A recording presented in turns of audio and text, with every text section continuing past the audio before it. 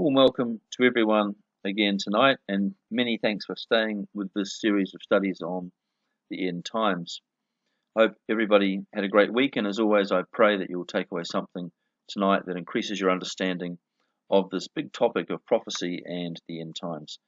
Tonight's lesson will be the second in a set of 6 sessions on the topic of Islam. In tonight's lesson, we'll be investigating the Fatima cult and how the Catholics appear to be using it to draw Islam into their fold. So, session 13, Islam, part 2. Now, Fatima is a town in Portugal, and it's made famous because in that town there was a 10-minute appearance of the dancing sun to a crowd of over 30,000 who had gathered in Fatima in response to a prophecy given by 3 young children on October the 13th, 1917. And the children claimed that an angel calling itself the Lady of Fatima had appeared to them and told them that she would be doing a miracle in the sun on that day. She had also told the girls to tell the people to pray hard that the war in Europe could end. The strange solar activity, which included the sun zigzagging, growing and shrinking and emitting rainbow colours, was also seen by others in the region, and not only in the gathered crowd. Not everyone saw the sun dance or emit colours, but all admit seeing an odd sun which emerged from the broken clouds that followed a rain shower on the day. The Lady of Fatima later revealed herself to be the Virgin Mary, and the Vatican ordered an investigation in 1930 and considered the phenomenon to be real and the visit by Mary to be real. The girls had in fact experienced 4 visions, the previous 3 being of the Virgin Mary and Jesus and Joseph.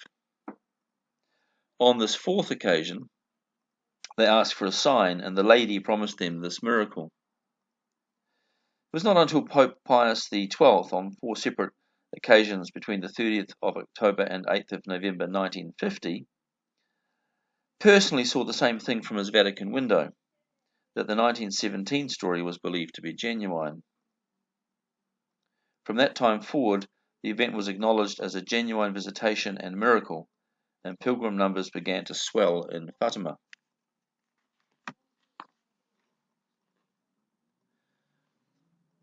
So, to the miracle of the dancing sun.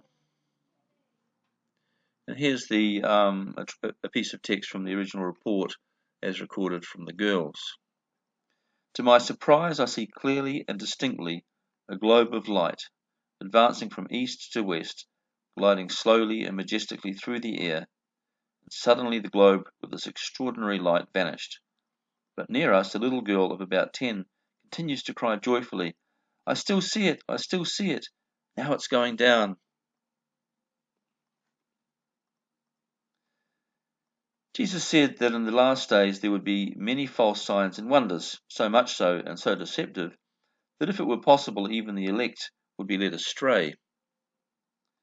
The key issue is whether the message that goes with the sign or wonder is consistent with the Bible and with the gospel, or whether only with superstition. Messages associated with Roman Catholic signs and wonders, particularly Marian apparitions, are at best marginally biblical.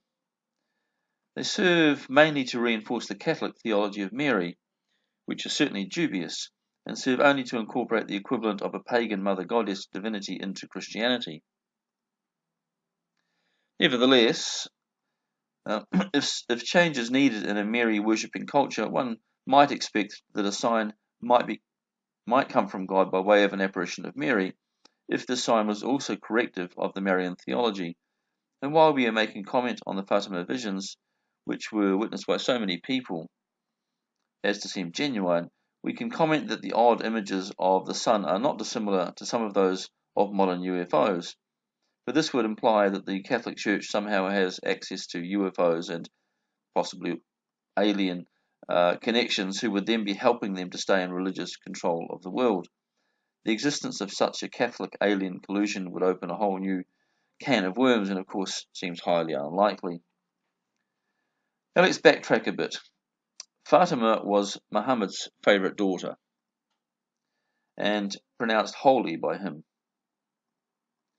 The village of Fatima in Portugal was named after a woman who had converted to Islam and taken the name Fatima. So by good fortune it was named after Muhammad's favourite daughter. The Fatima cult started after the Virgin Mary allegedly appeared to 3 poor, even sickly children at Fatima in 1917. In Paul's day, Portugal was part of Spain, and this was the second place Paul went to preaching, which the Catholic Church suggests is quite significant. Here's a picture of the 3 young visionaries at Fatima in 1917. You can see they're not very old.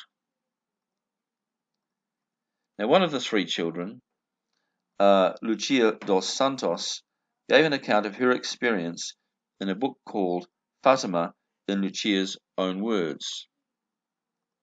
Now, from Fatima in Lucia's own words in writing about Mary, she writes, "Then, opening her hands, she made them reflect on the sun, and as she ascended, the reflection of her own light continued to be projected on the sun itself. After Our Lady had disappeared into the immense distance of the firmament, we beheld Saint Joseph with the child Jesus, and Our Lady robed in white with a blue mantle beside the sun.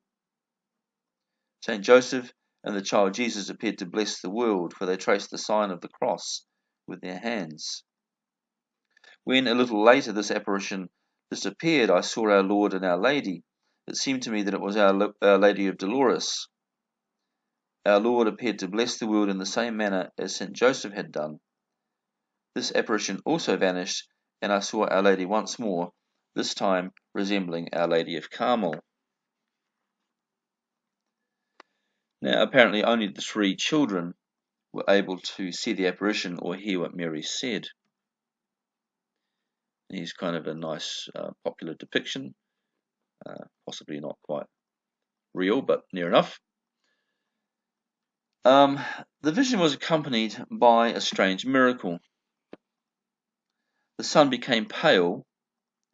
3 times it turned speedily on itself like a Catherine wheel.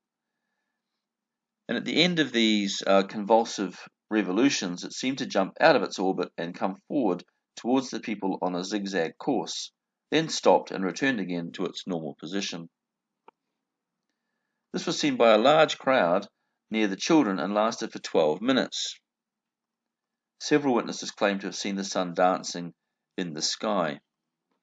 And here's a photograph taken at the time from 13th of October 1917. And the strange sun is seen where the arrow is pointing. See, it was quite a sort of a cloudy day, but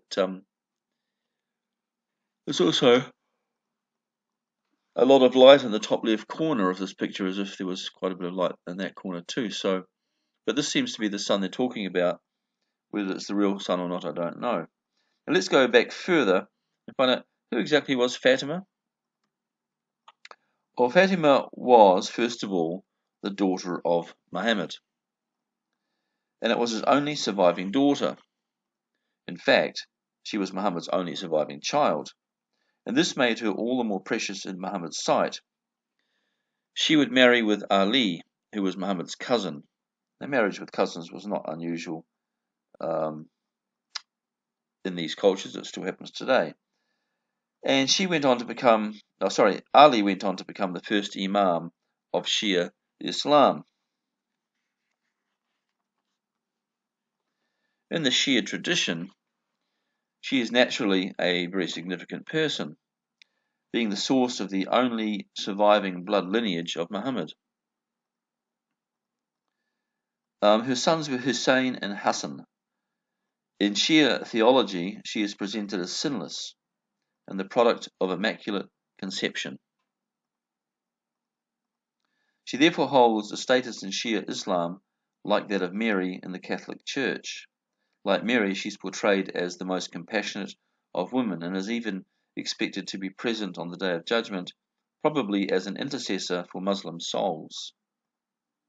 We see here a 16th century version of a 14th century original painting, which shows Fatima in the foreground there, on her way to a Jewish wedding party. And notice at that time the Arabs and Jews got on pretty well. And in fact, Khadija, which was Fatima's mother, was a Jewess converted to Catholicism who married Muhammad. Now she's bringing a parcel of a green cloak brought by the angel Gabriel from paradise. And so she has a kind of supernatural gift in that package. And she's wrapping it in the presence of the Prophet Muhammad, who's sitting on the right there. His young wife Aisha is next to him, and several family members. Muhammad, by the way, he did start with marrying Khadija, but there was quite a few wives after that. And this is currently to be found in the Chester Beatty Library in Dublin. Now, Fatima was regarded as the mother of the Imams. And she plays a special role in Shia belief. She has a unique status as Muhammad's only surviving child, the wife of Ali, their first Imam, and she's the mother of Hassan and Hussein. She's believed to have come from immaculate conception and was sinless and a pattern for all Muslim women. After leading her life of poverty, the Shia tradition emphasizes her compassion and sharing of whatever she had with others. So she had rather monk-like characteristics. Shias believe Fatima will play an eschatological role as the mistress of the Day of Judgment as a reward for her suffering in this world. So it's clear that there's a resemblance here to the theology of Mary in the Catholic Church. And in the same way, the theology of Fatima ends up making retrospective assertions about Fatima that insist that she is more than human. She's believed to have been conceived on the night of Muhammad's voyage to heaven with Gabriel. While this is a nice story, it's hard to imagine Muhammad becoming amorous with his wife on that same night as his voyage to heaven. Even Muhammad, according to the traditions, revered his daughter Fatima as his own spiritual mother. That night of his journey into heaven was called the night of Miraj.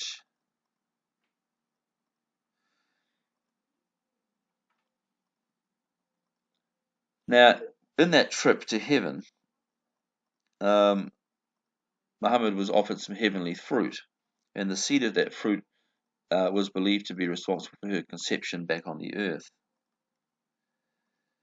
So, because she has this status like Mary, she even had Muslims even believed that she might have been divine in origin. It's a bit like the dispensation that was offered to Mary as well to make her sinless in order to conceive Jesus as a sinless person. And so there's quite a few links here that are, sort of almost too coincidental to suggest that there is not some sort of link, at least, between the beliefs of Catholicism and then the emergent beliefs of Islam. Anyway, on the night that he went to heaven with Gabriel, he was offered this heavenly fruit, and the seed was considered to be responsible for her conception. Now, although she was his daughter, the Prophet Muhammad called her Abiyah, which means mother of her father. So he saw her as a kind of spiritual mother. Now, there's definite evidence for Muhammad's appreciation of Catholic Mariology, and that's clear because his beliefs about his daughter are almost identical. When Muhammad took over the Kaaba, he began purging it of the many gods of the pilgrims, Vedic gods, Syrian gods, and African gods. He also began removing the fresco paintings that had increased around the Kaaba interior. Perhaps significantly, he left untouched only the frescoes of Jewish Abraham and the Catholic Virgin and Child. His wife was, of course, a Jewish Catholic, and it appears that he must have greatly respected her and her family. Now, during pre-Islamic times, the Kaaba had fresco paintings in it, and these did include Abraham and Virgin Mary with the child Jesus. So when he took over the Kaaba, he removed most of the pagan appendages, but specifically left the fresco of Virgin Mother and a child, which was, of course, very significant. Perhaps Muhammad wished to adapt the mother and child emblem to point to himself and his own mother. Otherwise, one would be tempted to assume, or be quick to say perhaps, that Muhammad had some sort of respect for the Catholic practice of Mary veneration.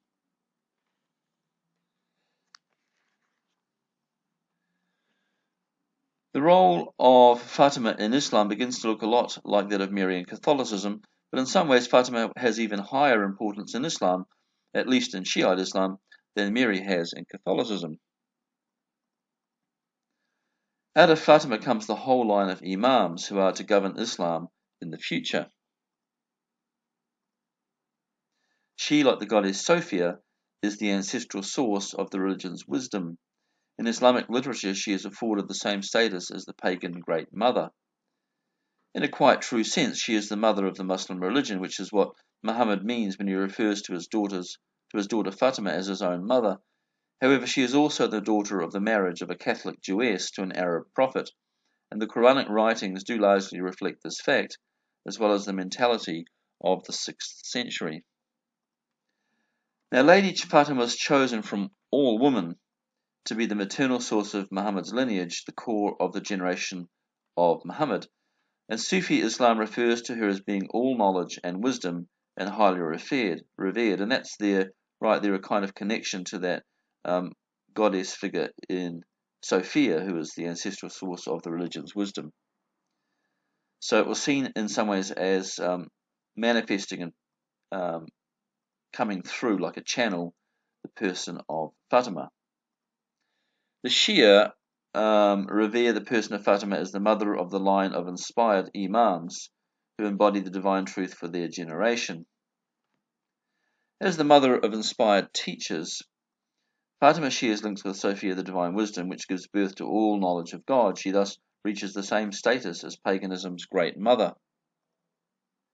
And the source for these comments is the Islamic website, with some paraphrasing to keep it a bit shorter.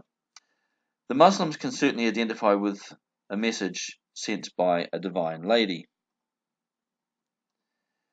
And the Lady of Fatima is not at first identified as Mary, even in the Catholic telling of the story. The tradition has now grown within Islam that the visions at Fatima belong really to their religion and not to Catholicism. This works for the Catholics who are trying to find some common ground with the Muslims so that a future merger is possible. It is the same as what they can do with Protestant churches. It's the same as what they do with Protestant churches, who they also hope to reabsorb in the future. That is, they try to find the common ground, and once they've got sort of agreement that two churches will work together, they sort of take over. Now, Muslims today make pilgrimage to the shrine of Mary at Fatima, which is quite significant. They don't see it as some sort of pagan shrine or anything like that, but they certainly seem to believe that at heart the vision was more for the Islamic people than it was for the Catholics. So, not only do Muslims go there, but people of other faiths are also making the pilgrimage to Fatima, to the place of where the lady made her appearance, which is very interesting. So, to recap, well, okay. To recap, the Fatima plays a role for Shiites that is similar to the role of Mary for Catholics. Shiite theology assigns Fatima a role in the end times. Shiites believe that the Fatima shrine rightly belongs to the Muslims and that the Catholics have stolen it from its rightful owners. They argue that if a lady dressed in shining white appeared there, it is because she had a message for the Muslims and not the Christians. Muslims today make pilgrimage to the shrine of Mary at Fatima, but it is not just Muslims. People of other faiths are also making that pilgrimage. And to make the visit to Fatima feel less Catholic and more universal, the Catholic Church is changing its promotion of the Shrine of Mary at Fatima into a site of pilgrimage for people of all religions. This encouragement to religions to worship as one will be the central motivation of the new Shrine of the Nations, which is soon to be built by the church in Fatima. So we can also speak then of Mary and Hinduism. And a Hindu spokesman at the shrine, whose name was Anshok Anshraj, described how already in the Far East, millions of Hindus are getting positive vibrations after visiting Marian shrines and can do so without endangering their faith. The shrine's rector, Monsignor Luciano Guerra, pointed out that the very fact that Fatima is the name of a Muslim, and indeed of Muhammad's granddaughter, indicates that the shrine must be open to the coexistence of various faiths and beliefs. That is, he attaches a lot of significance to the fact that the Virgin Mary appears in a town which has a Muslim name. And according to the rector's reasoning, one must assume that it was the will of the Blessed Virgin Mary that it worked out in this way. Therefore, he sort of thinks the Catholic Church should follow that lead. Now, Monsignor Guerra told the Congress that Fatima will change for the better.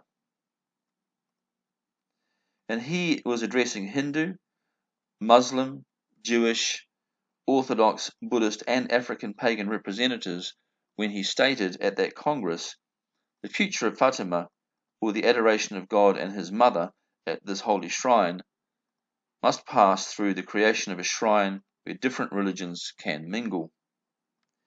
The interreligious dialogue in Portugal and in the Catholic Church in general is still in an embryonic phase, but the Shrine of Fatima is not indifferent to this fact and is already open to being a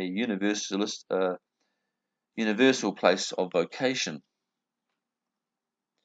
And there are a few newspaper articles a few years ago that sort of extolled what was happening at the Interfaith Shrine in Fatima, where it was going to become a sanctuary of various creeds of faith. So the Fatima faith was to become an interfaith shrine, and it's developed into a centre where all religions of the world can pay homage to their various gods. The Portugal News of 11th of January 2003 said that delegates attending the Vatican and the United Nations inspired annual Interfaith Congress, the Vatican and United Nations inspired annual Interfaith Congress, interestingly titled The Future of God, held during October 2002 in Fatima, heard how the shrine is to be developed into a centre where all the religions of the world will gather to pay homage to their various gods. Now, this shrine still hasn't been built 16 years later, but I think the plans are there for it to happen probably within the next decade. Now, what strikes us here as quite clear, obvious, I suppose, is that this idea of all these people flowing together from different religions to one place by pilgrimage to one place of common worship is very, very reminiscent of the times of the Kaaba. Are we seeing here the formation of a kind of Christian Kaaba in our own days? And here's a model of the proposed new Fatima Centre. As I say, it's not built yet, but you can see there that it's going to be quite sort of spectacular. I don't know about the shape, it's certainly circular, and it's got some sort of underpasses near the entrance. Perhaps people can go under it and come back up through the middle. But you can see from the scale of those little marks that are actually people in the model. Now, of course, the idea that Christians would embrace those who hold to other religions and their orthodoxies seems quite abhorrent to many Catholics who believe that only the Church ultimately holds the truth. Such raised their voices in the Catholic Church about 20 years ago when such initiatives were first announced at Fatima, but the Church leaders seem adamant that this is the way of the future and were quick to belittle the voice of resistance. Traditional Catholics who opposed the Congress were described by the Monsignor as old-fashioned, narrow-minded, fanatical extremists, and provocateurs, if you like, troublemakers. This comes from an article in the 2003 Portugal News. One of the principal speakers, the Belgian Jesuit theologian Father Jacques Dupuy insisted that the religions of the world must unite. The religion of the future, he said, will be a general converging of religions in a universal Christ that will satisfy all, he said.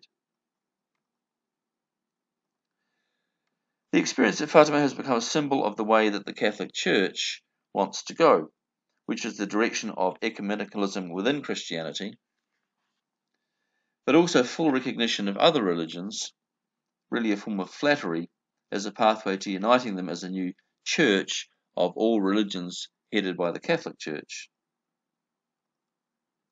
It is a church that also satisfies the world's humanist agenda for a global culture and a global religion. And to this degree, the Catholic Church is basically falling in step with the idea of a globalist society and the New World Order. It's becoming an active partner in that New World Order, perhaps with a view to itself emerging at the top of the pile as time goes by.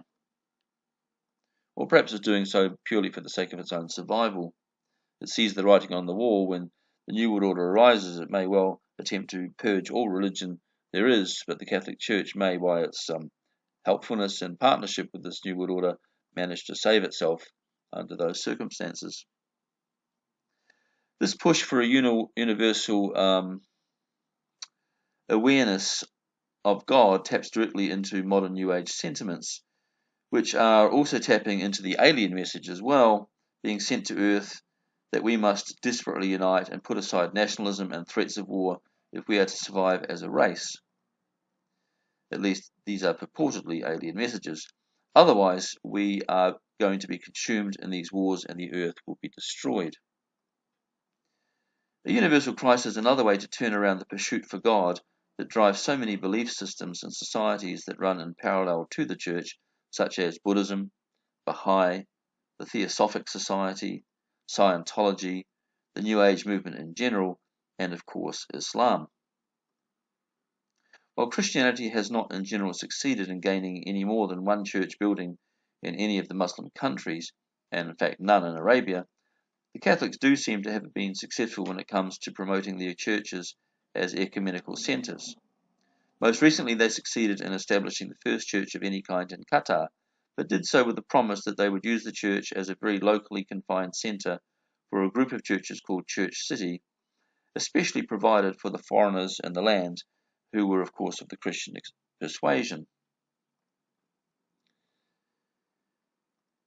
And here we have a picture of Our Lady of the Rosary Church in Qatar,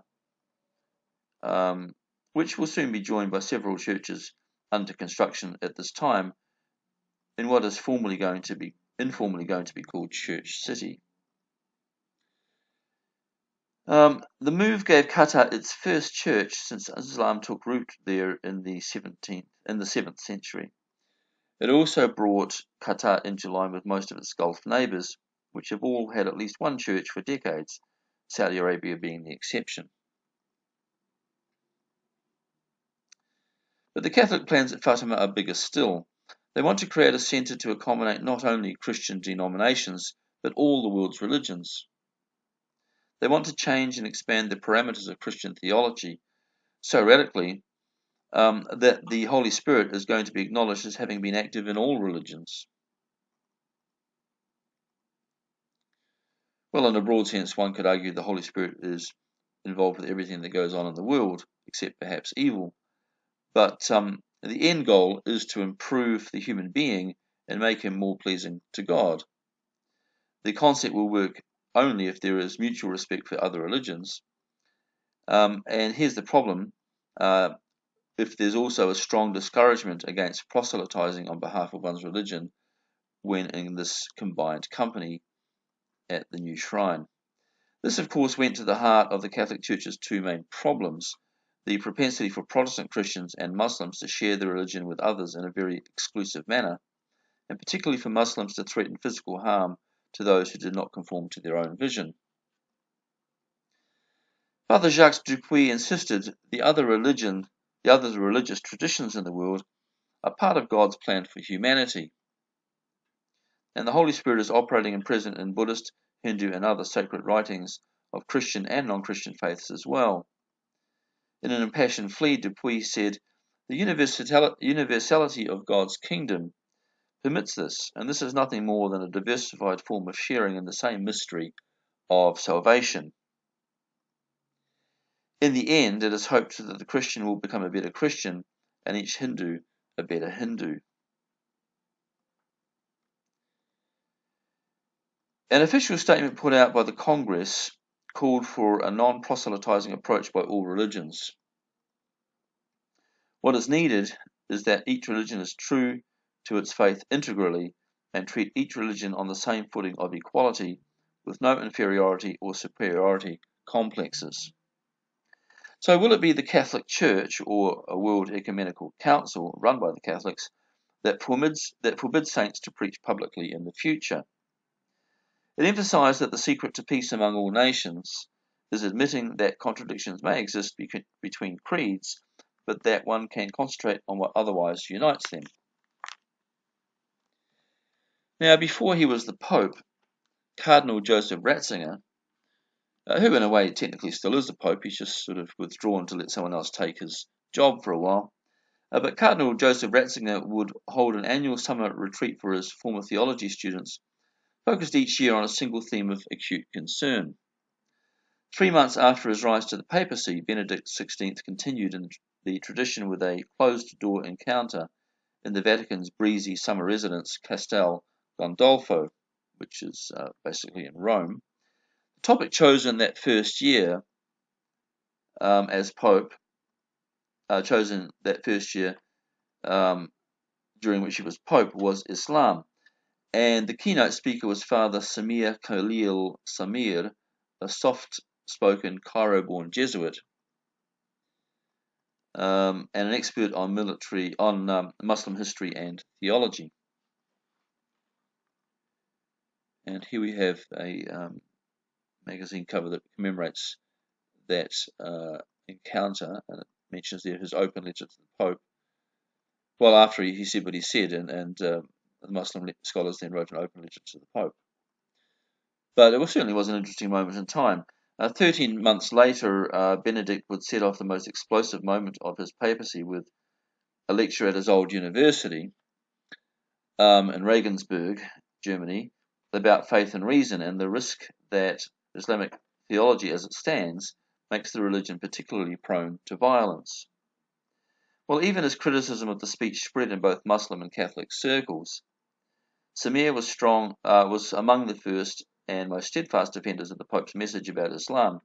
Indeed, they were the same ideas Samir had been espousing for years himself, even though he was himself a Muslim. So, what are we to make of these latest Catholic overtures and of the visions at Fatima that seem to have set this whole chain of events into motion? Well, I'm going to be bold here and state my opinion that no real vision of Mary ever occurred at Fatima. I think it was a kind of sophisticated trickery, something similar to magic or sorcery in the biblical sense. In simpler terms, counterfeit miracles. Revelation 18:23 does warn us that out of Rome anyway, by thy sorceries were all nations deceived. And 1 Timothy 4:1, the Spirit speaks expressly that in the latter times, which we're in, some shall depart from the faith, giving heed to the doctrines of devils. Will it be the false vision of Fatima that brings Catholicism into the Islamic fold, or will it be the Virgin Mary bringing Islam into the Catholic fold? I suppose both sides hope it's going to go their way, but in time they might forget about this sort of competition and in fact agree to tolerate each other in a very nice way. One can only hope. Now, on the other hand, we do know that Quran does encourage duplicity for the sake of the religion. So could that duplicity encouraged there in the Quran see Islamic forces finally maybe attack the Vatican, even as the final Antichrist, whom they may extol as their own Mahdi, appears? After all, according to Muslim cleric Abu Saka, the religion of Islam is Allah's favorite religion. And he says the day will soon come when the green flag of there is no God but Allah and Muhammad is the Prophet of Allah will be raised upon the Vatican and all around the world, because they know that this religion obliges them to face the truth that Islam is Allah's favourite religion. And until they join Islam, hell is their last station, Abu Saka said. So he's obviously quite fundamentalist. Only fundamentalists speak of hell for those who don't agree with their own position on religion. Even if the Catholic Church succeeds in bringing together the world's religions under one mantle of mutual recognition, it seems it will be a bigger task for them to control the forces of radical Islam and that group's whole displeasure with any notion of mixture with other systems of worship. In their minds, only Islam can be tolerated, and only Islam can represent God's kingdom on earth. This will remain Catholicism's greatest challenge as it seeks mutual understanding and as the world heads towards the 22nd century. By 2100, Muslim numbers and armaments will approach those of the West. The only fortunate aspect is that world oil will have dwindled markedly by then, and oil sales will have largely dried out. The ability of Arab nations to buy armaments will also have declined, but they may by then have taken weapons manufacturing into their own hands. Obtaining nuclear material will then be their only issue. If their efforts to control Islam by then fail, only apocalyptic struggles can be envisaged going into the future. The only other way to avoid an ongoing struggle with the almost nihilistic forces of radical Islam is to create an awareness that Islamic theology is counterproductive and not appropriate for the modern era. And notice here in this picture that there's, you can sort of see into the bright center, there's lots of skulls there that the soldiers are looking down and inspecting. And it looks like these people had died in a church fire where perhaps they were locked inside. Islam teaches, we're faced with the following mindset in Islam. Islam has, it teaches that the tribes of Islam must defeat the tribes of Israel before the Day of Judgment, or in a way in the Day of Judgment, because they see it as not being a single day but a period of judgment, the first stage of which is the elimination of all the Jews. So we're faced with the following mindset that Islam has a goal to conquer Israel in Jerusalem as part of its end days duty. Muhammad stated that Islam is not just a religion, but a religion and a state. Islam publishes books on the 100 titles of Allah, but fails to mention in such works that Allah is primarily the contraction of Allah Mutakabbar, the most proud one, and Al-Makar, the greatest of all deceivers. One recognizes in these titles the characteristics of the proud little horn of Daniel 8:25 and the deceitfulness implied in the epithet master of intrigues found in the same verse in Daniel. Allah is also hailed as Al-Mumit, the god of all death. Where Christianity has killed up to 70 million people worldwide, and mainly of its own religion, through the Catholic Inquisitions and through a variety of Catholic political puppets like Hitler, Islam, by comparison, killed 270 million resistors of Islam in the 1400s alone, mostly from Christian lands, and continues to threaten nonconformists with death. Islam teaches that the tribes of Islam must defeat the tribes of Israel before the Day of Judgment, and it also teaches that when the Mahdi appears, Mahdi or Mahdi, depending whose book you read, Christianity must cease to exist. Islam teaches that the Mahdi will sit in Jerusalem and rule over the Jews. And here we have already a person who is sitting in Jerusalem, perhaps in the temple, ruling over the Jews, and could very, very well be the Antichrist. So when the Antichrist appears, the Muslims may well see in him the long-awaited Mahdi. Islam also teaches that when the Mahdi appears, Christianity must cease to exist. Now, that teaches that the Mahdi will sit in Jerusalem and rule over the Jews. And Turkey, which embraces a sort of soft Islam today, is on its way to a harder form of Islam. But Turkey has not admitted to this day its crimes of genocide of the Armenian Christians between 1915 and 1917. Hundreds of thousands died as they were force marched into the deserts of Syria and circle marched there until they dropped. Today's trouble for Syria might be thought of perhaps as a payback for complicity in this crime against the Armenian Christians. It's illegal to deny the Holocaust, but you can go to jail in Turkey if you mention this genocide. The Armenian genocide claimed up to 3 million Armenian Christians. So it's quite clear, going back quite a long way, that Islam is by no means a religion of peace. It would be hard to point to those things which would prove that they were a peaceful religion for any other reason than gaining their own access and support, and not for peace for its own sake. Now, there have been false claims made by Islamists, by Muslims, that Islam itself actually means peace. In fact, what it means is submission. And if we listen to Walid Schubert, whose video we're about to play, we'll see that the submission is not their submission to God, but in fact the submission of all men to God, albeit at the hands of Islam. So Islam is not just about learning to submit oneself to God, but learning to submit everybody to God.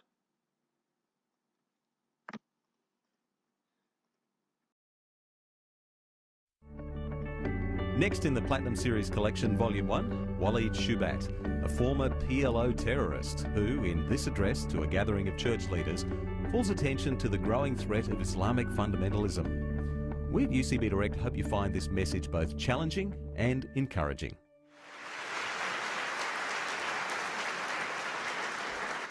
I always like to ask Jesus-style questions. The way the Americans think is they love to compartmentalize everything.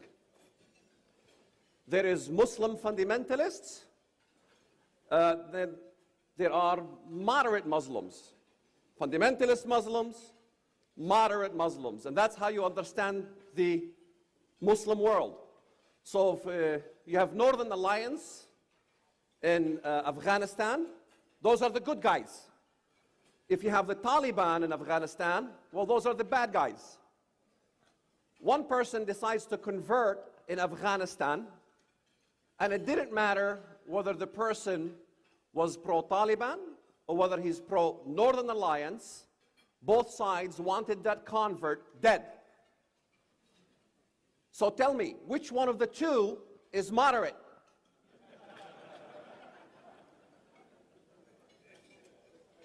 Islam is a peaceful religion. If Islam was a peaceful religion, why did I have to convert to Christianity? We all worship the same God. Allah, Yahweh, Buddha, every restaurant I go to. Speak to the waitress, talk about religion, we all worship the same God. Fine, if you all worship the same God.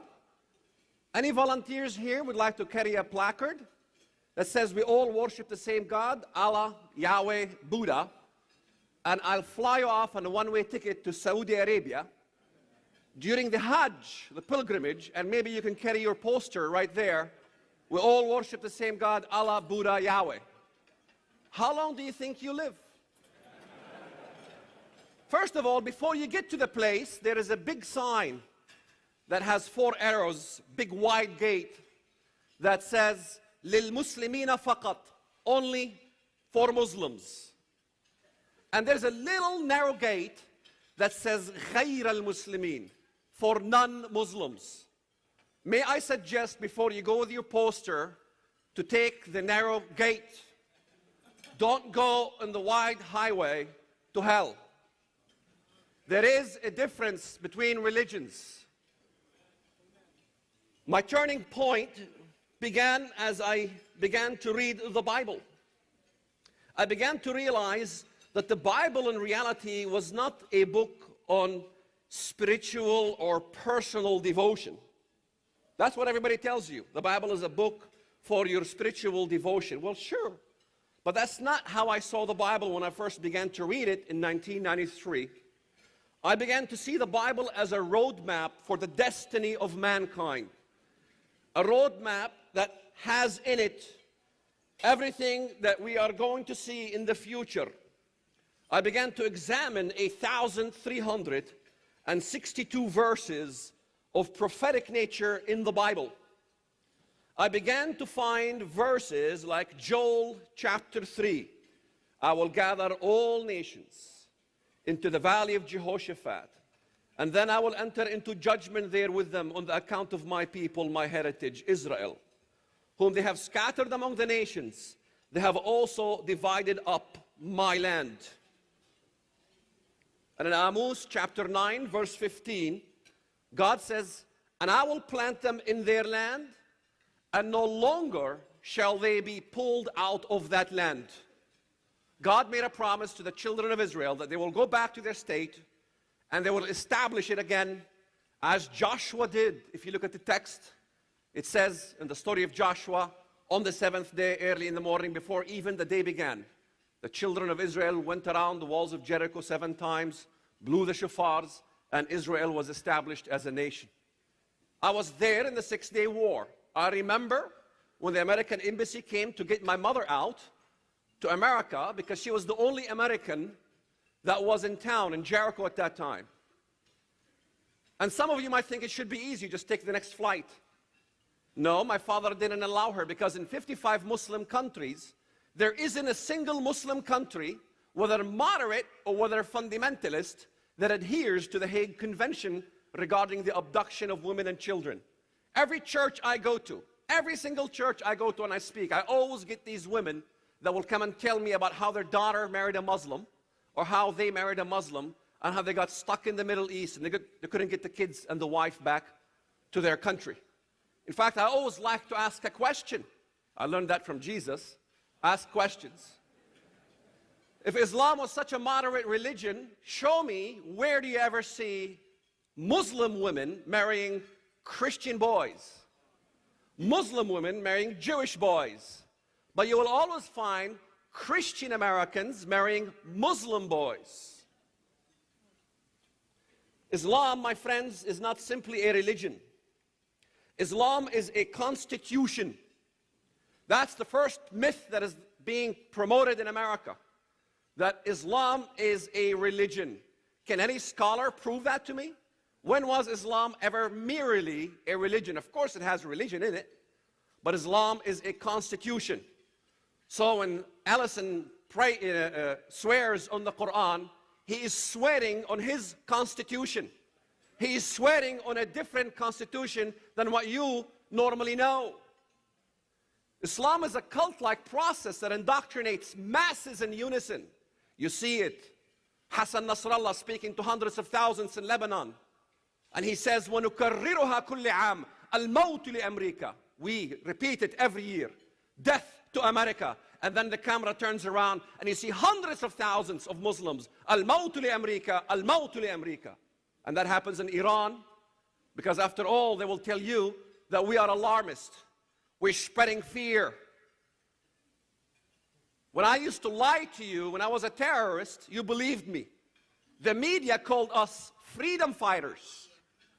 Now that I finally became a Christian and realized the lies I was living, now that I'm telling you the truth, now I am labeled as an Islamophobe, xenophobe, bigoted Christian, and what have you.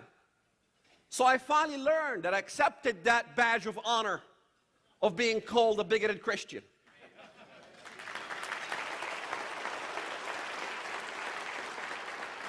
After all, Osama bin Laden, Ahmadinejad gave you the peace offer. Aslim Tuslam, that was sent to George Bush, our president. You become a Muslim, you will be at peace. All what you have to do is declare that there is no God but Allah and Muhammad is his messenger, and you, for the first time in your lives, you will see millions of Muslims demonstrating in the streets all over the world. Peaceful demonstrations for a change. I can help you out. I'll show you how to write banners. We declare no God but Allah, and Muhammad is his messenger, and you'll have peace. Maybe some of you girls will say, I want Ahmadinejad's baby now. Universities will say, we switch sides. We love Islam. How many of you here willing to say there is no God but Allah and Muhammad is his messenger? Anybody? Why not? It's because you're Americans. And you will thump your nose to anybody who tries to tell you what to do or what to believe. I began to learn fairly quickly that in America, criticizing religion is not racism.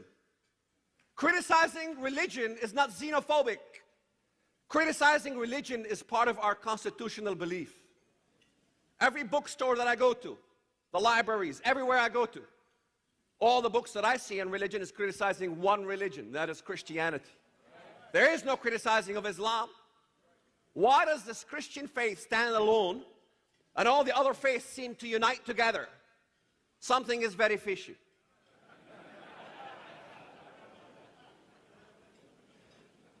But I began to look into the Bible.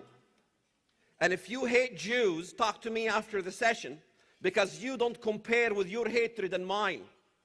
I planted a bomb in a bank. I nearly lynched an Israeli soldier. I came to your country. I was part of this activism business at your university campuses.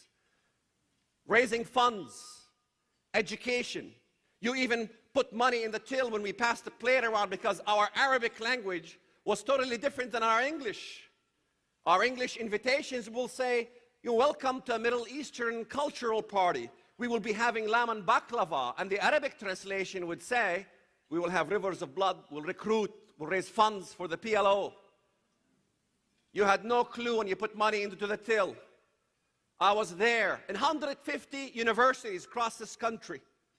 150 universities, they have the Muslim Student Association.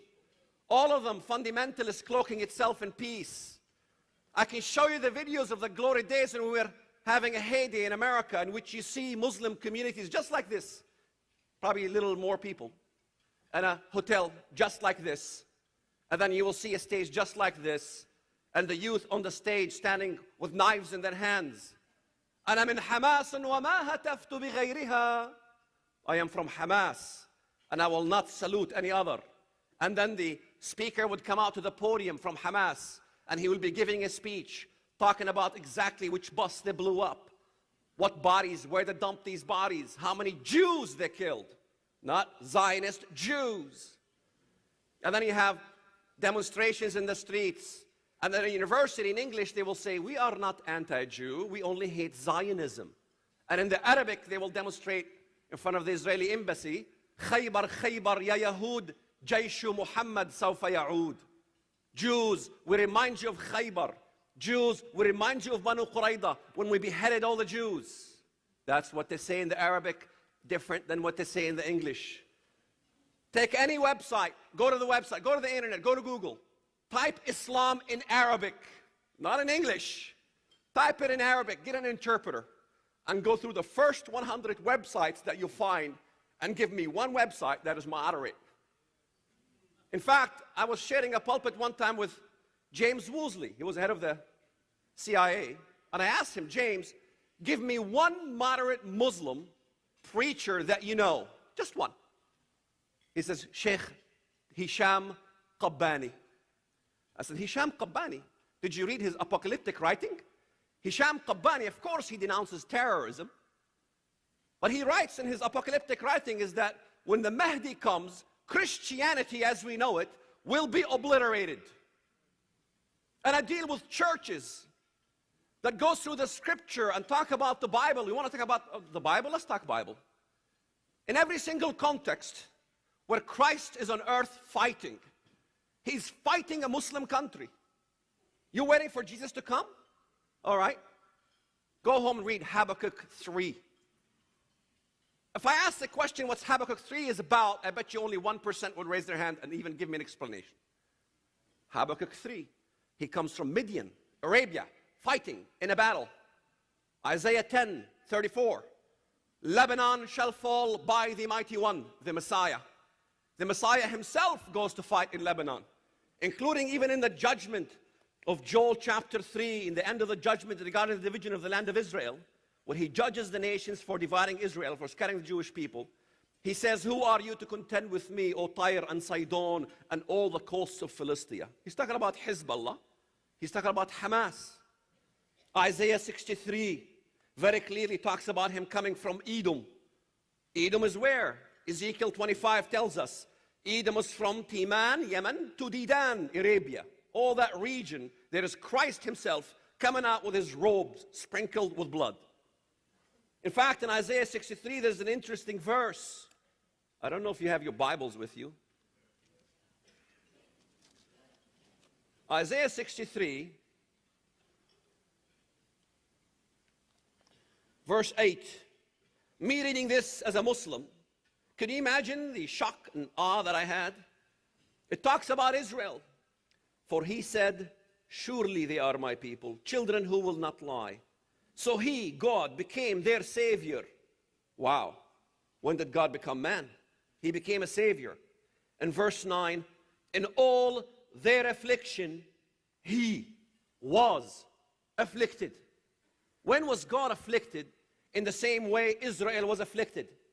Are you telling me that if he died naked, they also died naked? Yes, you've all seen it. It's all in the footage of the Holocaust. Jews died naked, just as the Messiah died naked. He was silent in front of their accusers. They are today silent in front of their accusers too. They came out of Egypt. He came out of Egypt. All the things. On the third day he arose. Hosea chapter 6. On the third day, Israel arose. A day 1,000 years to the Lord. I can go on for months to give the parallels between how God loved that state of Israel, that state that I hated all my life, that state that I wanted to destroy. I began to see the differences between the so-called God of Islam and the God of the Bible.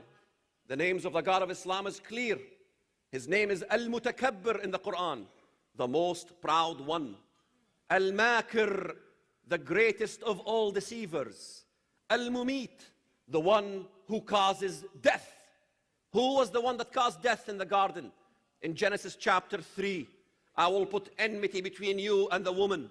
The hatred of the woman comes from the devil. The hatred of the woman comes from Satan. He does not honor the desire of women. You're waiting for an antichrist? He will not honor the woman's desires. He will not honor their rights. He will not honor their wants.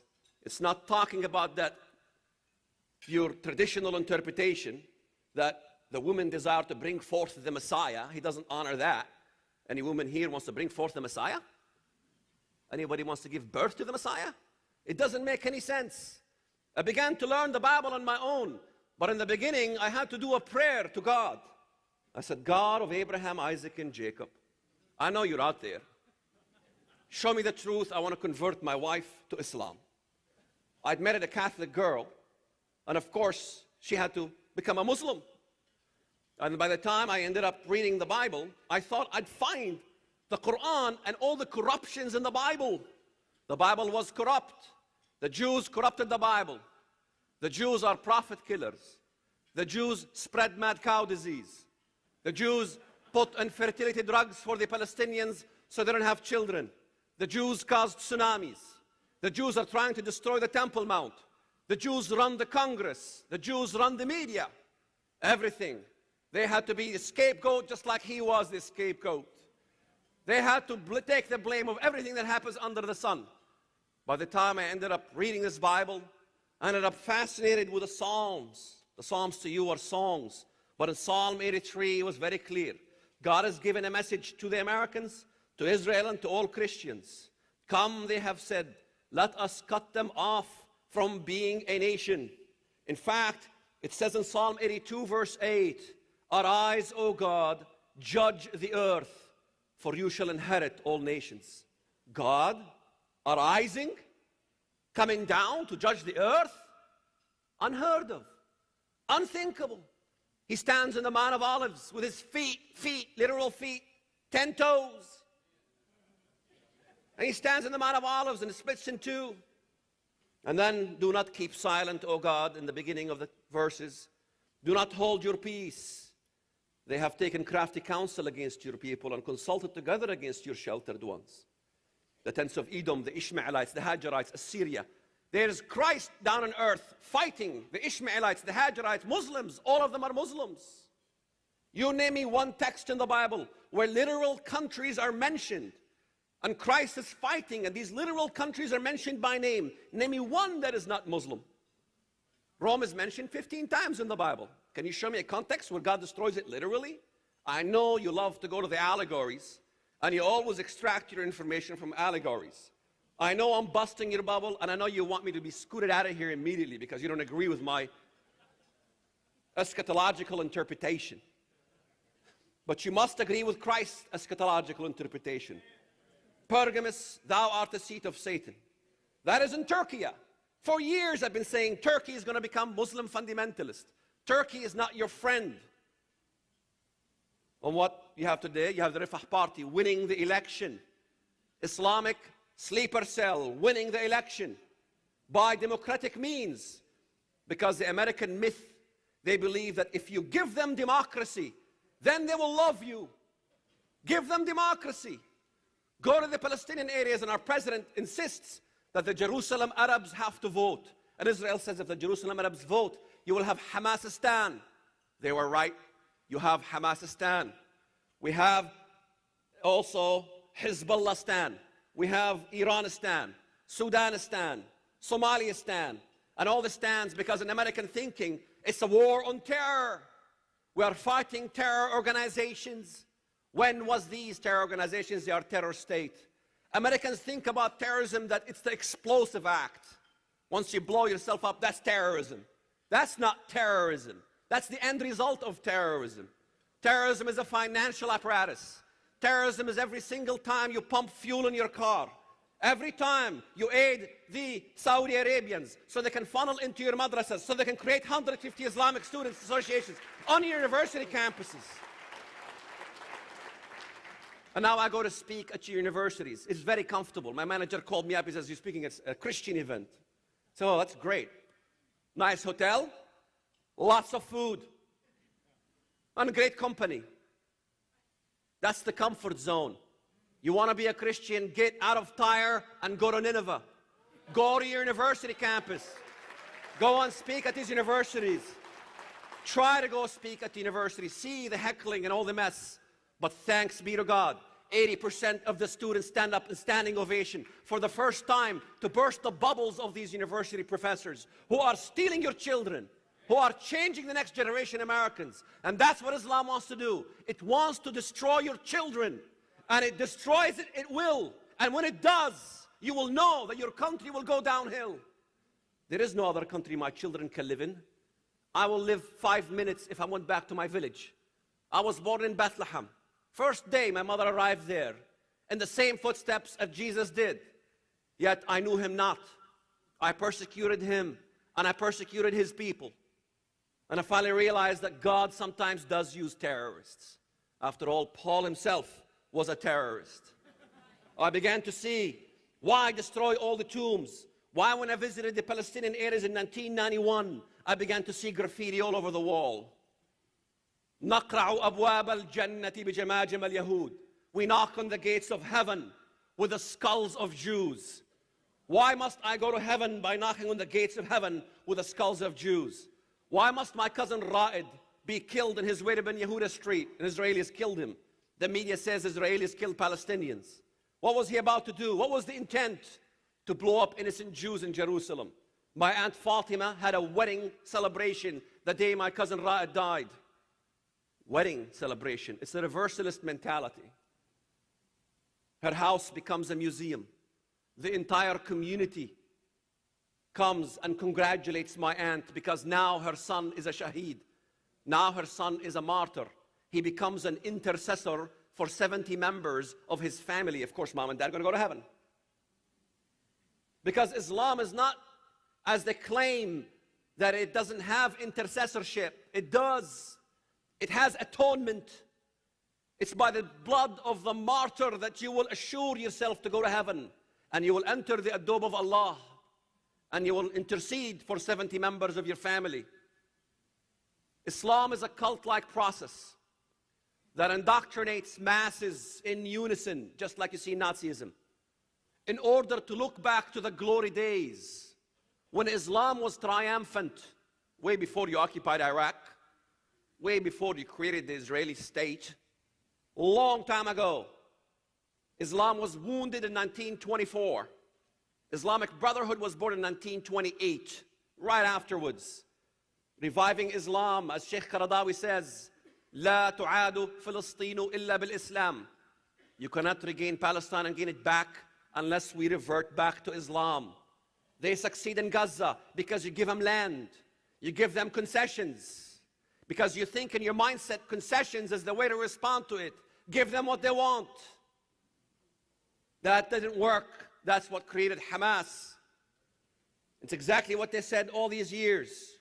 We will destroy Israel, as the Prophet Muhammad said. لا تقوم الساعة حتى تغلب طائفة من المسلمين طائفة من اليهود. قيل أين يا رسول الله؟ قال في بيت المقدس وأكناف بيت المقدس. I know the stuff because I preached it. The day of judgment shall not come to pass until the tribes of Islam defeat the tribes of Israel in Jerusalem and in the surrounding nations. And then the trees and the stones will cry out, there is a Jew hiding behind me. Come, O servant of Allah, come and kill him. I ran into Zechariah chapter 14 and that changed my mind totally. I will make Jerusalem a trembling cup to all surrounding nations. The houses will be rifled and the women ravished. And God will come and fight for Israel. There is a difference between faiths. You might say, well, I don't agree with this guy, I'm pro-Palestine. Joel 3. Christ will come because the nations divide the land of Israel. Read it. If you think the land doesn't matter, read the text. Christ does not want that land to be divided. Antichrist divides the land for gain. It's in the text. Read it. If you are for the division of that land called Israel, and Antichrist wants to divide that land called Israel, what side are you on? You can't be on the side of Christ and on the side of Antichrist. God bless you. Thank you very much.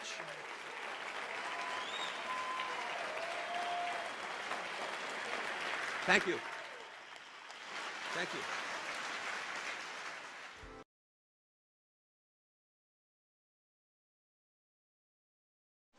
I'm supposed to be nervous coming up to the podium because it's not like me to speak to an audience like this in an open ground. I'm not used to it.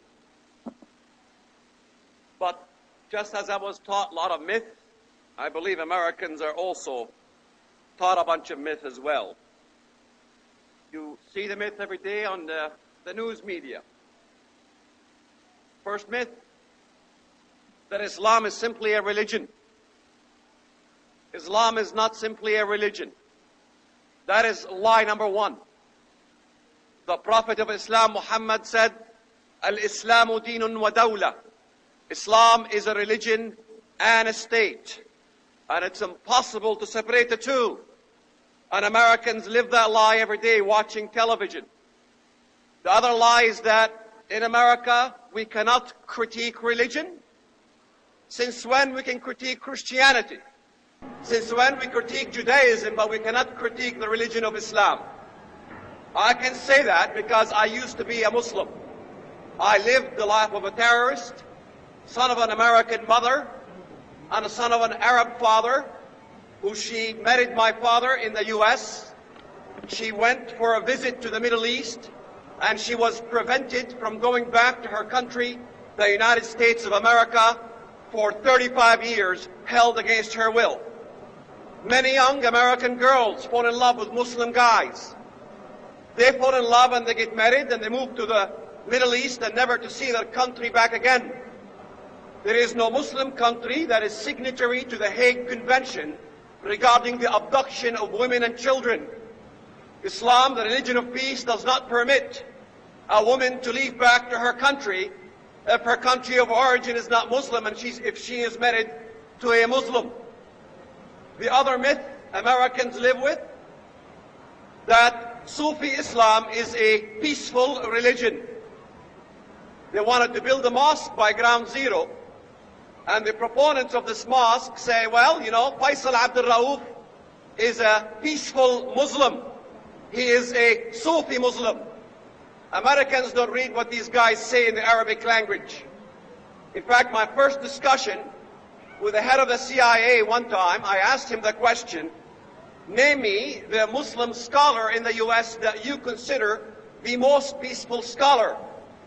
He gave me the name Hisham Qabbani, and I said, excuse me, have you read what he says in the Arabic language? In the Arabic language, Hisham Qabbani says, even though in the English he criticizes terrorism, but in the Arabic language he says, when the Mahdi shows up, the Islamic Messiah, Christianity will cease to exist. How is that peaceful? No. When Ahmadinejad spoke at the United Nations, he talked about the coming of the Mahdi, Islamic Messianism. In fact, I remember one time sitting in a restaurant, and I had a pastor and a rabbi, and we sat down, and he says, you know, I've been coming to this coffee shop for the last 15 years. The owners are Palestinian Muslim, and they're very peaceful. I said, can you two carry on a conversation by yourselves? I'm going to have a conversation with the waiter. The waiter came, and I began to talk to him in the Arabic. Of course, I greeted him in the typical Arabic language, Assalamu alaikum, and he thought I was Muslim. He did not know that I was a convert to Christianity. And I told him, I says, I'm sitting with a rabbi and a pastor, a Jew and a Christian. What do you think we should do to these guys? Don't you know the Prophet of Islam said that the day of judgment shall not come to pass until the tribes of Islam defeat the tribes of Israel? What do you think we should do? He says, no, we should not kill the Jew. At least not right now. We have to wait till the Mahdi appears. So then he left, and the rabbi asked me, what did he say? I said, bon appetit, enjoy the menu. We have gyros, hamburgers, cheeseburgers, French fries. You are not on the menu yet. No, Sufi Islam is not such a peaceful religion. I can show you a speech on YouTube, you can watch it, by Nazim Tabrisi, who was speaking to Recep Tayyip Erdogan in Germany, and he was talking about his speech in the Turkish language, talking about when the West will bow to Islam. That's the dream. Because most Americans, when they think of terrorism, they think of the explosive act. Terrorism is the explosive act. No, my friends, terrorism is not simply the explosive act. Terrorism is also the Islamist political act. Terrorism is the process of building mosques on ground zero by ground zero and trying to replace your constitution with Islamic Sharia law.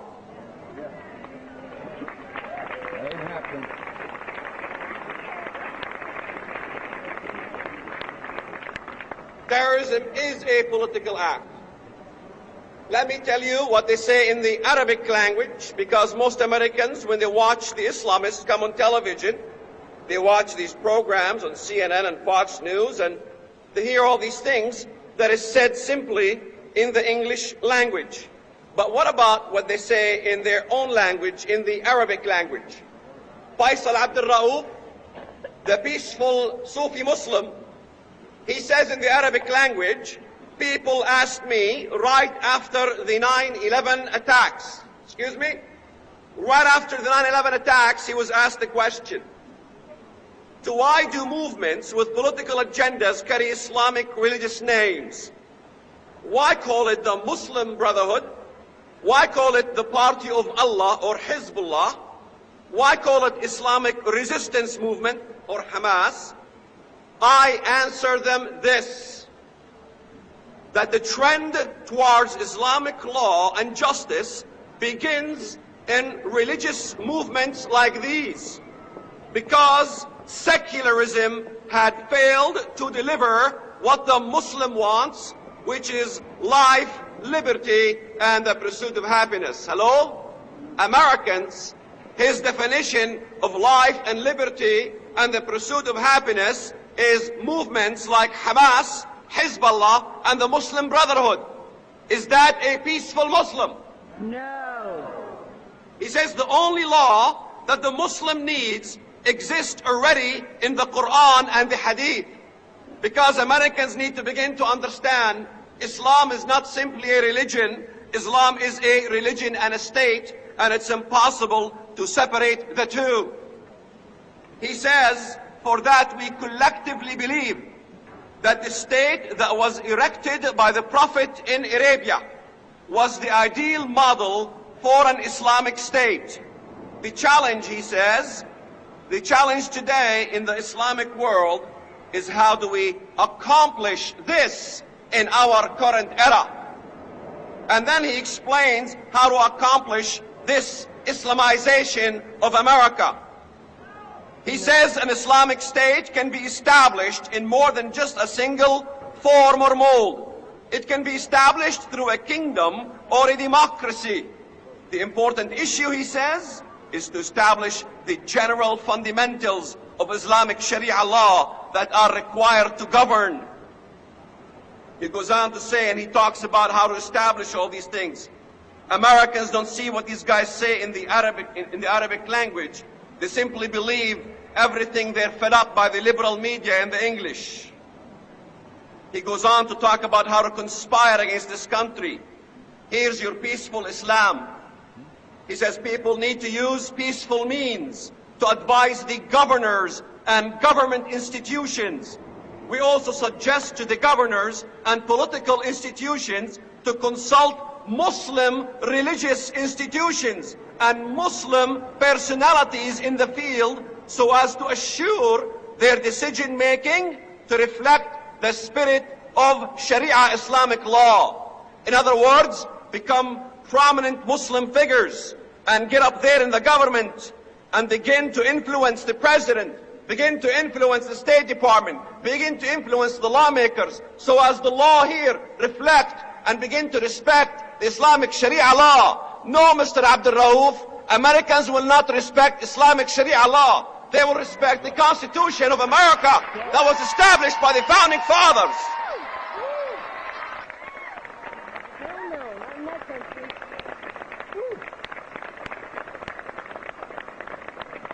Tell me about Islam. Tell me that I cannot critique the religion of Islam. Tell me if we cannot critique religion in this country, then everything our forefathers and everything they bled for is for nothing. We are allowed to critique any religion in this country, not just Christianity, not just Richard Dawkins, well, God is not great. Or Christopher Hitchens. Christopher Hitchens said, what's that book? I forgot even the book. I bought it out of my mind. He's out of his mind, that's right. What's the book called? God is not great, that's right. That's Hitchens, sorry. I don't know. I'd like to ask Mr. Hitchens before he dies a question. Would he write a book titled, Allah is not great? He would chicken out.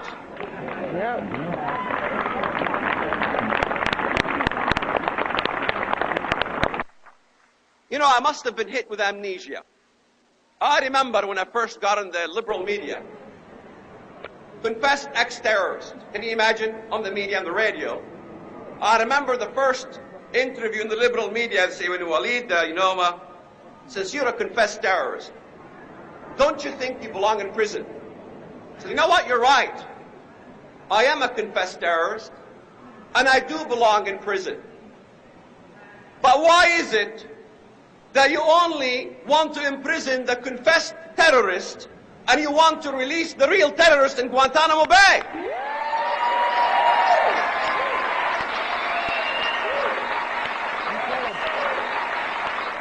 Then I took a plane to England. You think America is bad? Go to England. I went to the BBC.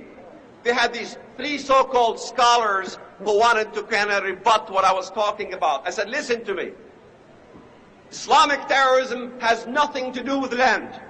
Islamic terrorism has nothing to do with America's so-called occupation of Iraq. Americans did not occupy Iraq. Americans liberated Kuwait. Americans shot down the rapist who went to kill Muslims, who went to rape young girls in Kuwait. What happened to that? They did not occupy Iraq. That's not why they're pissed off. It's got nothing to do with a foreign policy. It's got nothing to do with Israel establishing a state either. I said Islamic terrorism has something to do with Islamic salvation. That's what it has something to do with. In fact, what changed me was not land deals.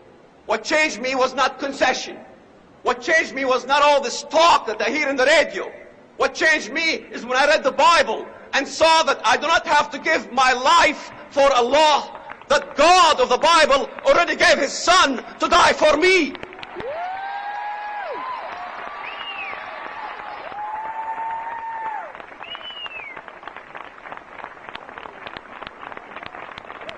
Of course, typical of the liberal media, the first interviewer says, Mr. Shubat, it always takes two to tango. I said, no, sir, that's another myth. It does not take two to tango. There's usually a rapist and there's a rape victim. What did the victim do to tango? If it takes always two to tango, tell me, what did the Jews do to tango in Nazi Germany, sir? Yeah.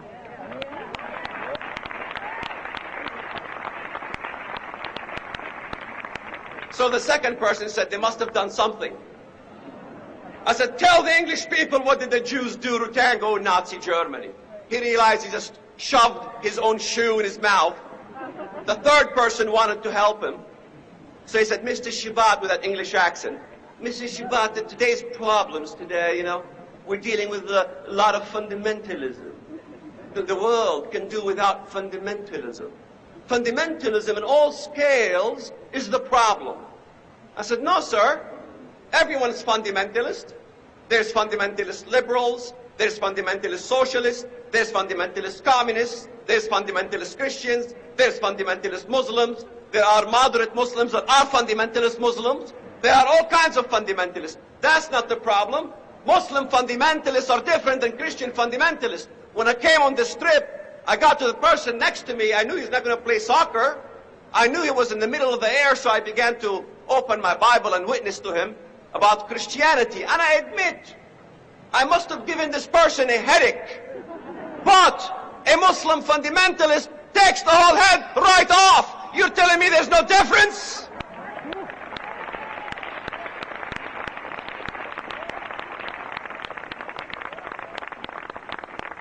The day I became a Christian, I never forget about it. It seems like it's a sin to become a Christian in this country these days. I spoke at the Air Force Academy, headline news the second day. They're preaching Christianity at the Air Force Academy because I simply answered a question.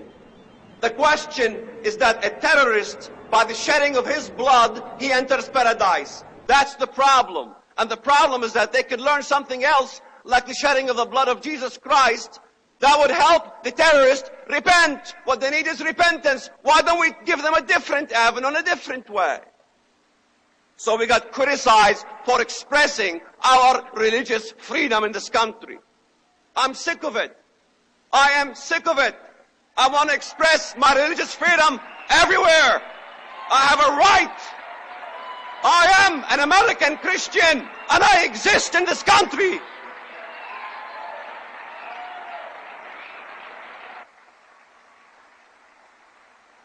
Oh, you're one of those guys that believes in Armageddon. Yes, I do.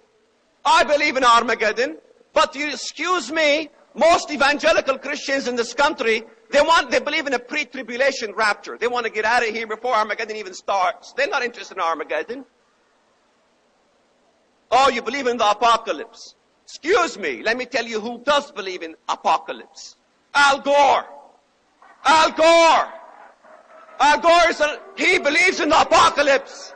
He tells you that you need to cut down on producing children.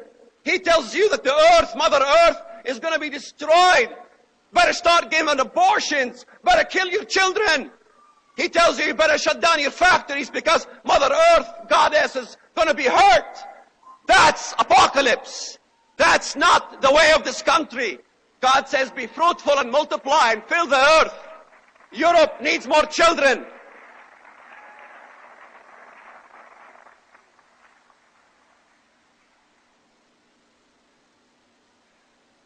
comes to terrorism, my friends, I love talking to police officers. Yesterday I had a 3-hour discussion with police officers. Excuse me, Mr. Officer, if somebody commits a crime like rape or murder or theft, is there any excuse? No. And it doesn't matter if that officer is a Democrat or Republican. They all know crime is a crime. There is no excuse. So I asked the question, why did you? Why? There is no excuse.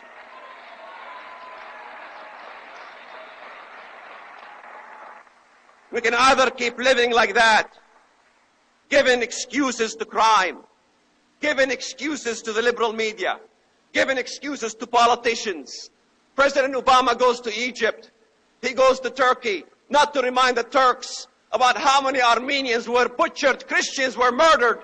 When would Turkey confess their genocide? You say, well, you know, the problem with the Islamic world is one word: confession.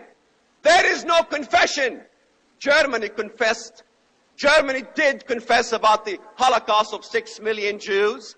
It is illegal today to deny the Holocaust in Germany. Today in Turkey, if you go and talk about the Armenian genocide, you'll be thrown in prison. And do you think we have a brave president to go and remind them about the genocide? No! He goes down to Egypt. He goes down to Turkey to kiss their asses. And he comes back.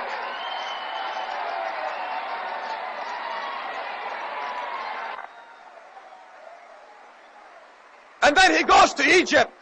And what does he tell the Egyptian? What does he tell the Egyptians? The Muslims in America are suffering greatly. I haven't seen any suffering Muslims in America. Well, I will do everything in my power to establish Islamic welfare system in America. We don't need no Islamic welfare system. I will do everything in my strength to establish zakat in America. And Americans see the speech, they don't know what the word zakat means, and they just kind of ignore it. No, Americans, pay attention to what they say. Zakat is an Islamic welfare system. Zakat is part of the Sharia laws that they so much want to establish in this country. No, 20% of Americans that criticize the president, they say, well, he could be a Muslim. You know what? I don't know what in the world he is. I cannot make up what the president is, but the reason they suspect him is because he keeps talking like one. Stop talking like a Muslim and begin to talk like an American.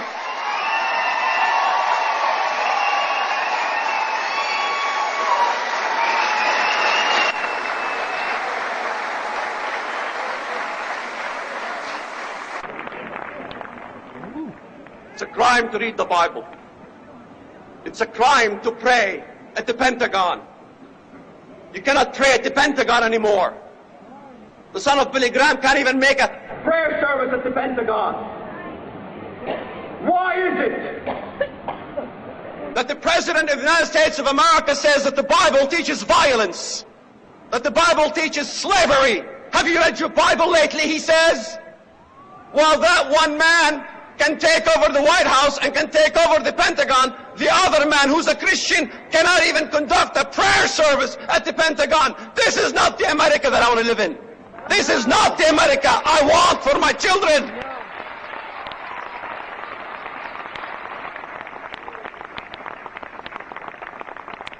I never forgot the first words I got from my mother. I got her in the airport in San Francisco. 35 years in exile. 35 years trying to escape back to the United States of America. 35 years. Her kids were brainwashed. I was part of that brainwash system. I would turn my mother in at any inkling she wants to escape back to her country. Finally, in 1993, I became Christian. I began to ask myself, what the hell did I do to my own mother? This is the religion of peace. My mother, 35 years, 1994, I rescued her, brought her back to her country. And I remember what she told me. She said, son, I lost everything in my life. I lost my youth. I lost my hair. I lost my teeth. I lost my children. You're the only thing that I was able to salvage out of all my life. I thank you. I said, no, mother, don't thank me. Thank the verses of the Bible that you shared with me when I was 16 years old. She planted that seed. She told me about the Bible. She said, you don't have to die. You don't have to become a terrorist. God already provided a son. But again, the manure of life as usual. You go through the manures of life and every one of us has manure. It's not to the high heaven.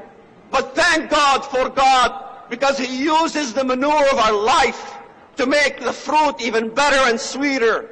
Thank God for the Judeo-Christian values in this country. Thank God for critical thinking.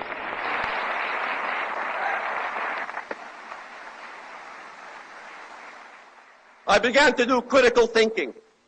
1991, I took a trip to Israel. My uncle took me all over the streets, all over the walls, graffiti. What did the graffiti say? The most common graffiti on the walls in the Arabic language.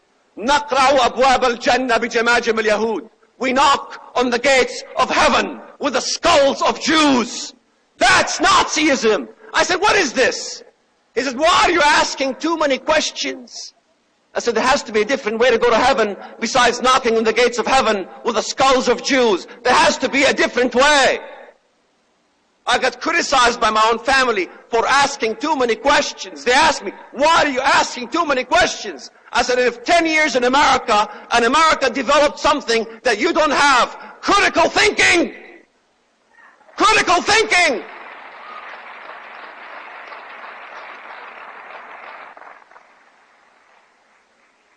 Went all over your universities, began to speak at your universities.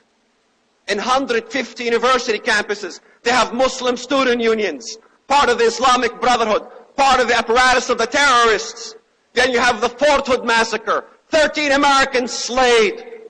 13 Americans slayed. And then the government sends the Islamic Society of North America to brainwash the American troops, to Islamize them after massacring them. This, my friends, is a shame that has to end in this country.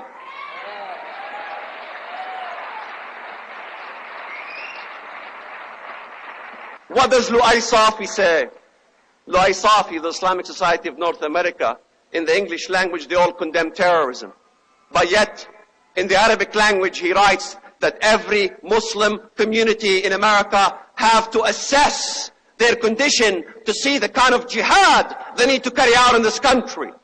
No, my friends, Faisal Abdul Rauf, Osama bin Laden, Anwar Awlaki all have the same goal. Their goal is to make America Sharia compliant. That's what they want. Anwar Awlaki said the same crap. Faisal Abdul Rauf says, oh, I condemn terrorism. Oh, I want dialogue. I want, faith dialogue, interreligious dialogue, so on and so forth.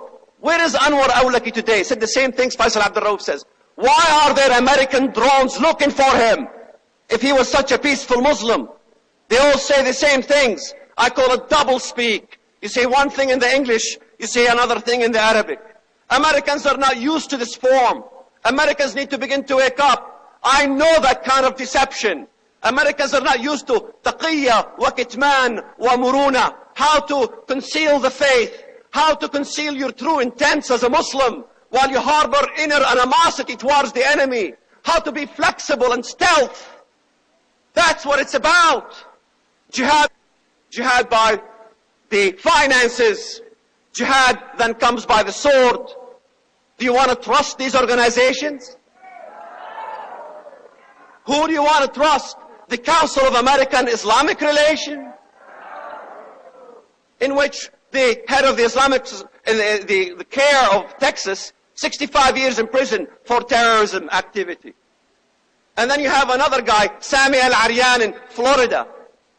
Who supports him? Who talks good about him? Who says this wasn't right for putting him in jail? Rashad Hussain, the speechwriter of President Obama. And then he gets an office. You have opened your fortress to the enemy. The enemy has his Trojan horse in the White House. Trojan horses in the White House. Trojan horses in the military. Trojan horses in the FBI. Trojan horses everywhere. That, my friends, has to end. No, this is not Islamophobia. No, this is not Islamophobia. Oh, Islamophobia. Excuse me? Islamophobia? The problem is not Islamophobia. The problem is Christian phobia. That's the problem. I say, Christian, ah! Why? Why are we ashamed of who we are? Are we ashamed of what this country is about? All right, then as Americans, do the right thing coming November. Go out there and vote and change things around for a change. God bless you, and God bless the United States of America.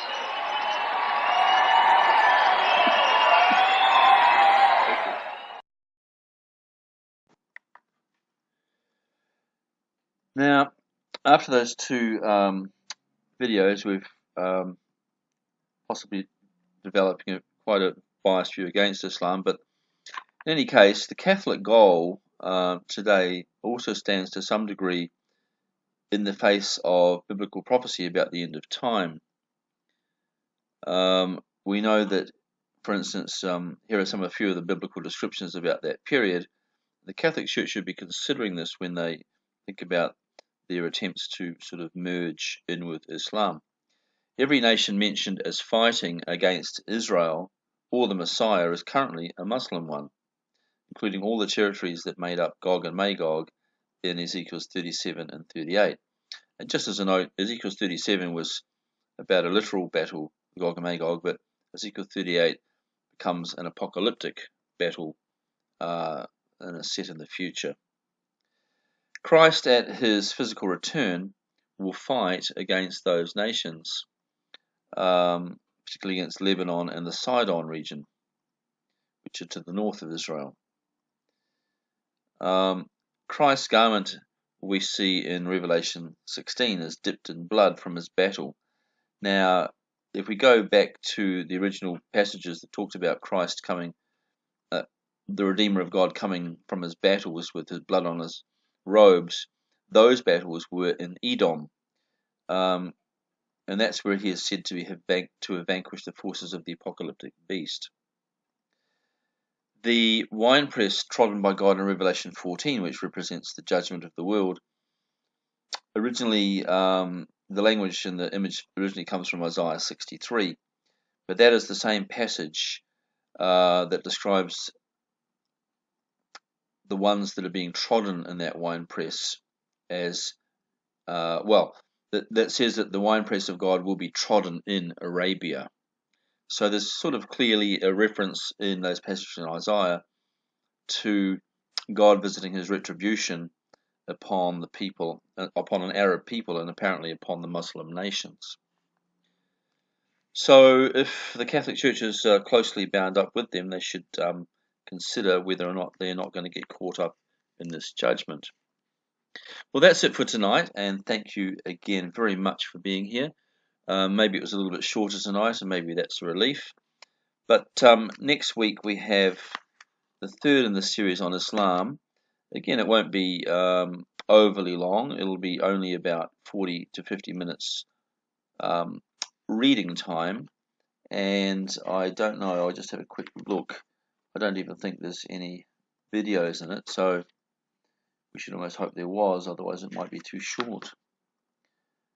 But we will probably, we're going to be talking there more about like people like Khadija and how Muhammad came to power, the whole family history, and all the things that happened to promote him to his position in the time that it happened. A lot of the history there is one video right at the end for 20 minutes. So, but in any case, it looks like it's not going to be more than about an hour and 10 or 15 next week, and there could be some time for questions as well. So I hope I'll see you all there again next week, and we should hopefully learn a lot more again next week. So thanks very much, and bye-bye.